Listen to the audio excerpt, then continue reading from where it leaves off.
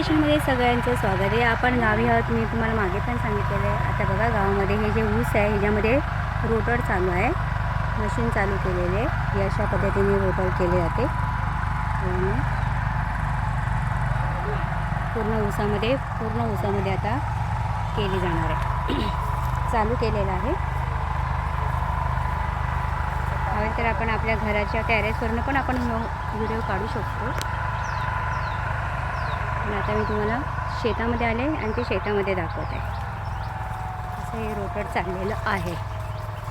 ऊसाच्या शेतात जाणं म्हणजे फार अवघड असतं, कारण ऊसाची पानं असतात ना, ती कापली जातात। चालू द्या।